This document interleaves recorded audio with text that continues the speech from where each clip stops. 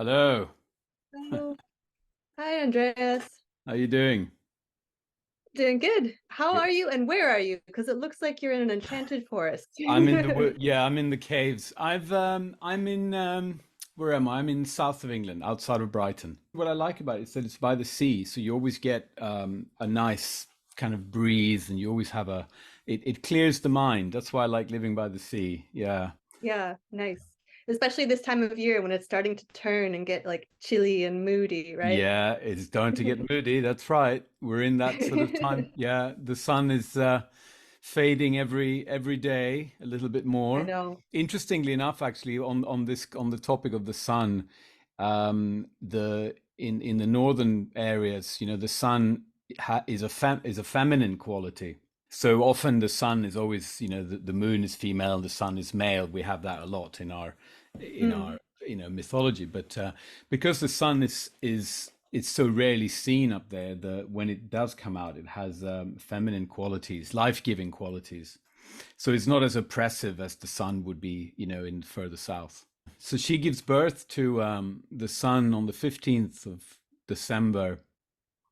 The sun gives birth to a daughter, and it's interesting. It's a little posy of light, and as the sun descends at winter solstice, the daughter of the sun then rises for another year. that's really interesting. Yeah. So yeah, thanks for meeting with me Mm, today. mm, It's really cool to have this chance to chat with you and find out more about what we can expect from this ritual that you'll be mm. leading us through. Yeah. Because I've never heard of it, and I imagine a lot of other people have never heard of it. So I'll just start with the very absolute basic. How do you pronounce it? Oh yeah. Actually, the way it's written in on the title there is the correct way of writing it.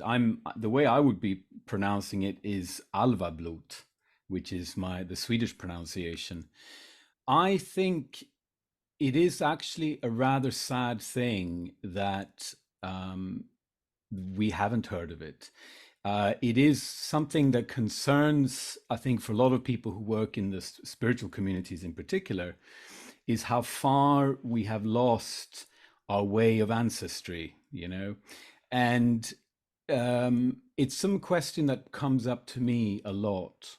I've traveled most around this planet for many years, looking and seeking, having that kind of longing, and I do recall in the past, like, what's going on with ancestry and what is happening with that. And it is peculiar. It is very peculiar. I can't tell you the answer to that, but what I can say is that you are not the only one who would have that sense of, what's going on with these, with, say, the northern tradition or elsewhere. What is that all about?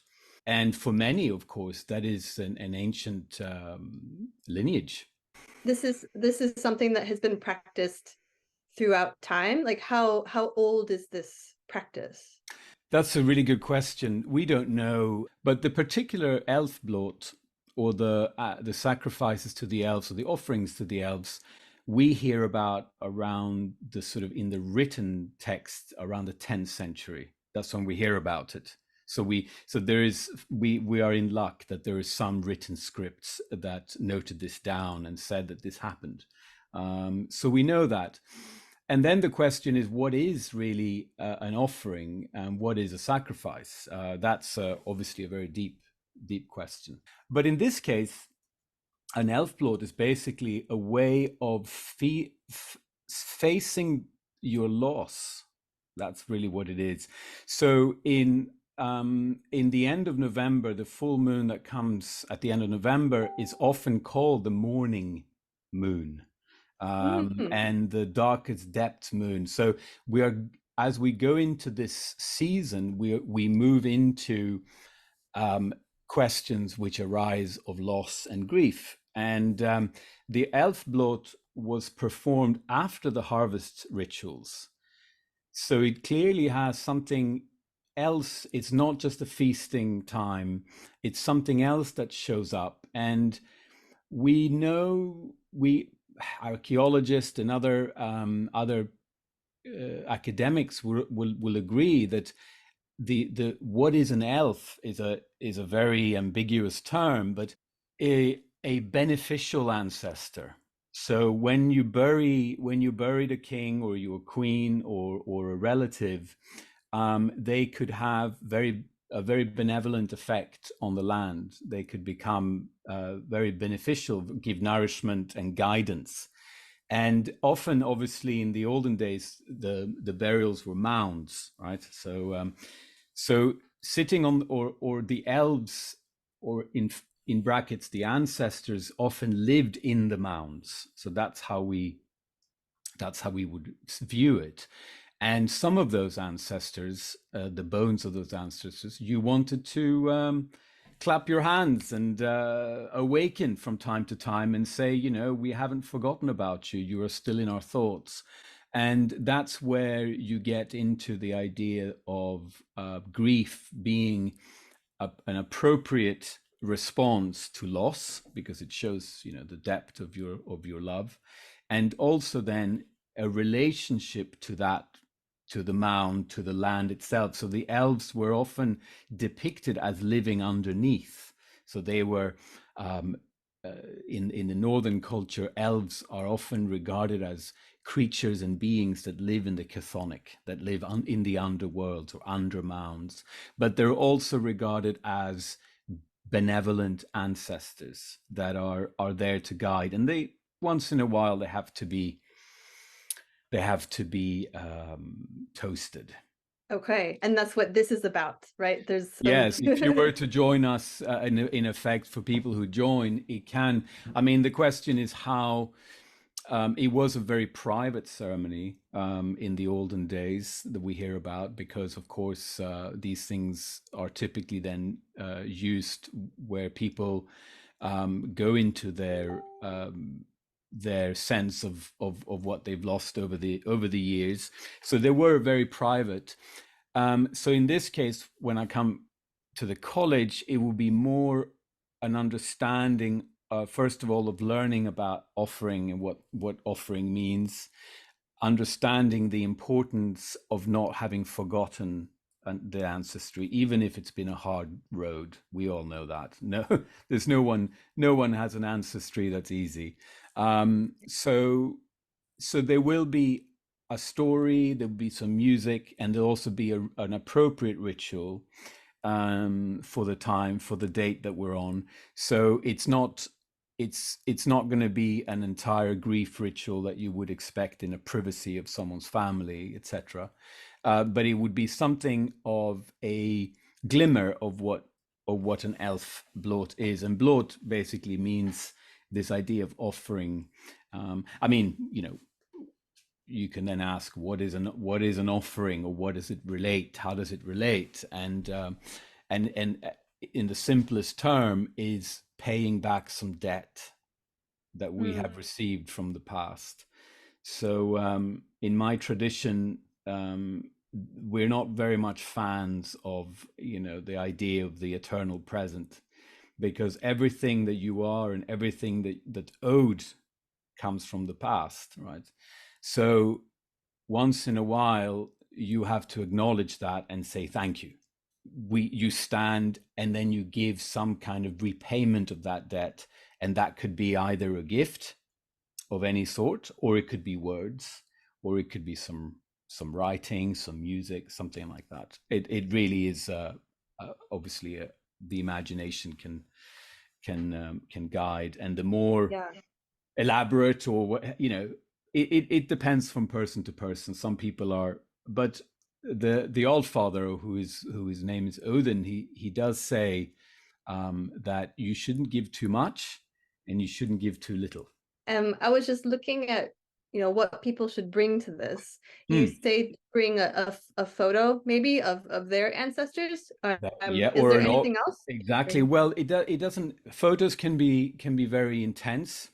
It can be absolutely fine with a photo, but you can also sometimes reflect the photos, which means you can bring an object. You can bring something that represents an ancestor. It can be something that represents all of your ancestors. So all of those possibilities are there. We will set up a shrine. It will be a shrine, It will be, I will be working obviously within the Northern tradition, but there will be, anyone will be welcomed to come and participate. I will encourage people to mention the names of their ancestors, the story of their ancestors, and then kind of weave around a feeling of gratitude, a feeling of debt repayment. I might tell a story where you hear a little bit of the origins of the culture here in where we live in England. I work within the Northern tradition, but I also absolutely enthusiastically welcome diversity in any shape and form. So this is not a kind of closed circle in that regard at all. Is there anything you would want to say, what people should know if Yeah, they're yeah. I mean, joining? what they should know is the general notion will be to have a ceremony together, create a family spirit in the room, and sharing of our losses, sharing of our stories of our ancestors, giving of our sort of the debt repayment, giving some gifts, which will be done with afterwards in an appropriate way, but also learn a little bit about ancestry and culture. We're talking about healing, and we're talking about reconciliation. It can be when ancestry has been forgotten, it can hurt the land itself, right? So the land turns into a forgotten landscape. They have no stories, the stories I've left. So it's regarded that forgetfulness often creates a difficult um, a difficult life for trees and ecosystems and animals to live. So when we become forgetful of ancestry and things like that, we are hurting the landscape directly. And there'll be stories about that. And there'll be ancient stories that talk about that. Well, it sounds like it's going to be a very, sort of deep, meaningful experience for people. I've done these many bloats in the past, and I know that there is just a way people have a longing to really open up and really start feeling in all of that very, very quickly, because it's something that a lot of people have kept quiet. So I'll just read out the name and when it's taking place. So Yep. this is called Music, Merriment, and Mead, Yeah.